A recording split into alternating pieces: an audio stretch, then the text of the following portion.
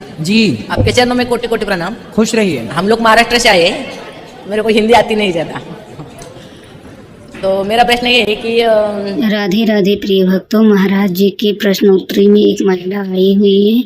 आइए देखते हैं इनका क्या सवाल है।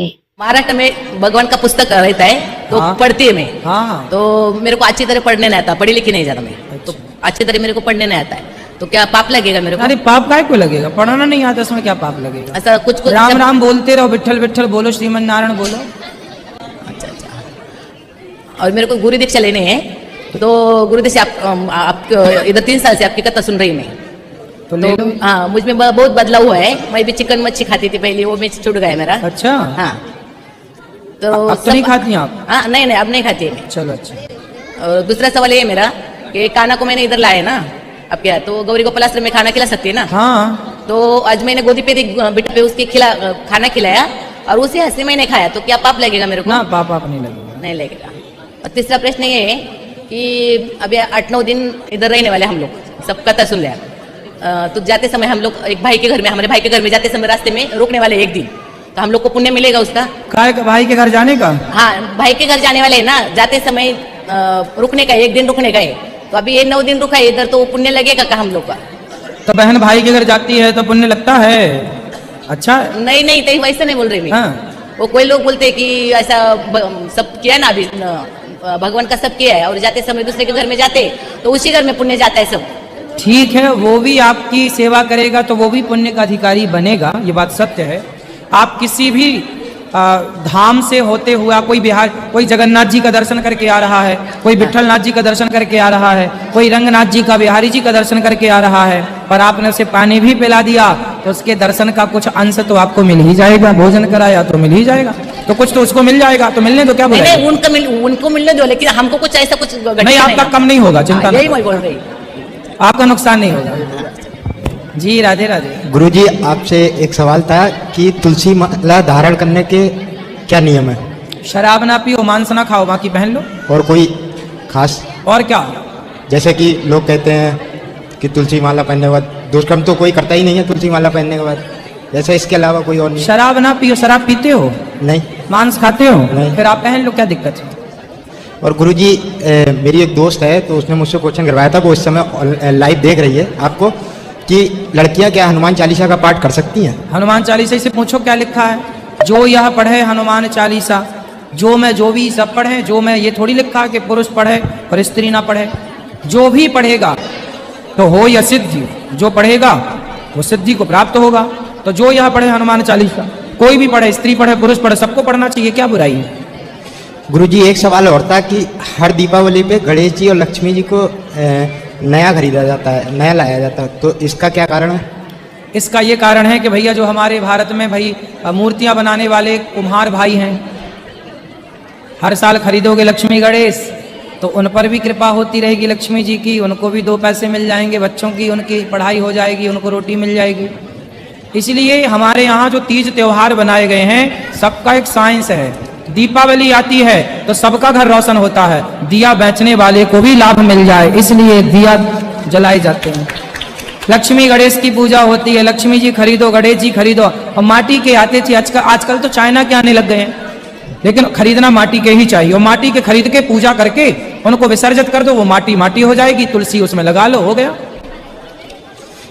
गुरुजी, एक व्यक्तिगत प्रश्न उठता है कि हाँ। मेरे दिमाग में विचार बहुत आते हैं, मतलब तरह सबके तरह की दिमाग में बातें, बहुत विचार आते हैं, तरह तरह की बातें आती हैं, मतलब मन अशांत रहता है, प्रभु का ध्यान करते हैं तो थोड़ा कहाँ ज्यादा जाता है? मतलब डिफरेंट बातें दिमाग में आती रहती हैं सर।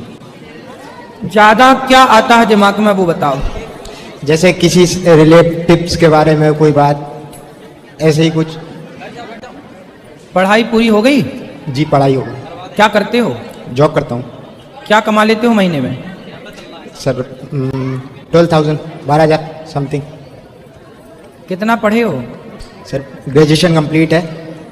तो इतना पढ़ने के बाद 12,000 ही कमाते हो महीने का? जी सर। अरे कुछ अपना बिजनेस करो, इससे अच्छा तो कुछ गुरु। करोगे। देखो, जो व्यक्ति फ्री है, खाली है, उसके दिमाग में बहुत सारे विचार आएंगे, क्योंकि वो खाली है। और कहावत तो सुनी होगी, खाली दिमाग शैतान का। और जो व्यक्ति बिजी है, उसके बिजी व्यक्ति के पास विचारों के लिए टाइम है? कहाँ आएंगे? जो व्यक्ति जितना खाली है उतना बड़ा शैतान है, और जो व्यक्ति जितना बिजी है उतना सुखी है। इसलिए अपने आप को बिजी करो, कुछ करो। नौकरी कब तक करोगे? कुछ बिजनेस कर लो, व्यापार कर लो। 12,000 में क्या गुजारा होना है? ठीक है, नौकरी भी करो, पर साथ में कुछ अपना सेल्फ डिपेंड बनने की कोशिश करो। और सत्संग कथाएं रोज सुना करो। जी गुरुजी, आपकी रोज कथा सुना करो और थोड़ा बिजी रखो अच्छे कामों में। खाली रहोगे तो ऐसे विचार आएंगे। और रिश्तेदारों से मन पूरा हटाओ। लोग हमारे बारे में क्या कह रहे हैं, क्या सोच रहे हैं, इन सब बातों पे कोई दम नहीं है। कहने दो, सोचने दो, आप करो, अच्छे से आगे बढ़ो। और रिश्तेदारों के चक्कर में ज्यादा ना पड़ो। जो ज्यादा रिश्तेदारों के चक्कर में पड़ा वो बर्बाद ही होगा। सबसे पहला है आपका काम कि आप अपने काम में ध्यान लगाएं। आपको किसी रिश्तेदार के पास जाने की जरूरत ना पड़े। अपने आप को इतना सफल बनाओ कि सब आपके पास आए। आपको कहाँ जाना है? जो विशेष रिश्तेदारी है वो तो निभानी पड़ती है। बाकी ज्यादा रिश्ते नातों में भी समय ज्यादा ना गवाओ। अपने समय का सदुपयोग करो, उपयोग करो, अच्छे कामों में खर्च करो। जो गुरुजी जो कटु वचन मेरे सामने बोलते हैं, जो अन्य अन्य तरीके की बातें करते हैं, तो उनके लिए गुरुजी? तो उनके लिए क्या, बोलने दो। बेचारे बोल ही तो रहे हैं, बोलने दो। अब कुत्ते को भौंकने से आप रोक सकते हैं तो जाओ सारे कुत्तों के मुंह में टेप चिपका दो। कुत्ते को आप भौंकने से रोक सकते हैं? बोलो नहीं। तो ये लोग जो कटु बातें बोल रहे हैं किसी के लिए भी, वो कौन? कान बंद करो, उनका मुंह ना बंद करो। अपने कान बंद करो और अपना लक्ष्य पे अपना ध्यान लगाओ। क्या बोल रहा है कौन? क्यों ध्यान है इतना आपको कि उसने कटु बोला? बोलने दो। आपको क्या फर्क पड़ता है? क्यों पड़ा फर्क आपको? क्योंकि उन्होंने, जैसे कि गुरुजी मेरा 1 साल पहले एक्सीडेंट हुआ था। पहले मैं सब दुष्कर्म करता था, मतलब शराब वराब पीता था। उसके बाद जो है गुरुजी एक्सीडेंट हुआ। एक्सीडेंट के बाद से मैंने सब छोड़ दिया, प्याज लहसुन भी छोड़ दिया। तो अब जैसे कि अब उनके साथ नहीं घूमता हूँ तो वो तो अच्छा तो है। बातें करते आप उनको इग्नोर करो। इन सब बातों के लिए बैठे रहोगे? आप अपने काम पे ध्यान दो, अपना मन लगाओ अपने काम में। लोग क्या बोल रहे हैं इस पर ध्यान क्यों लगाते हो? आप लोग बड़े गजब हैं। लोग क्या कह रहे हैं ये आपको पता है, आप क्या कर रहे हैं ये आपको पता नहीं है। यही आपकी असफलता का मूल मंत्र है। सफल जीवन गुरुजी, सफल जीवन बता रहे हैं कि आप अपने कानों में रुई लगाओ। लोग क्या कह रहे हैं मत सुनो, और सीधा आपके सिर का पसीना पांव तक पहुंच जाएगा जिस दिन, उस दिन आप सफल हो जाएंगे। आपकी मेहनत इतनी हो कि आपके यहाँ का पसीना माथे का कहाँ जाए?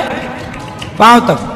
जिस दिन पहुंचा लोगे सफल हो जाओगे। गुरुजी कोटि कोटि धन्यवाद। महाराज जी के प्रश्न उत्तरी में जो महिला आई हुई हैं वो कह रही हैं कि मुझे पढ़ना लिखना नहीं आता, तो मैं भागवत गीता पढ़ती हूँ, तो मुझे क्या पाप लगेगा? तो महाराज जी ने समझाते हुए कहा है कि भगवान भाव के भूखे होते हैं। राधे राधे बोलो या राम राम बोलो या कृष्ण कृष्ण बोलो, आपके भाव के ऊपर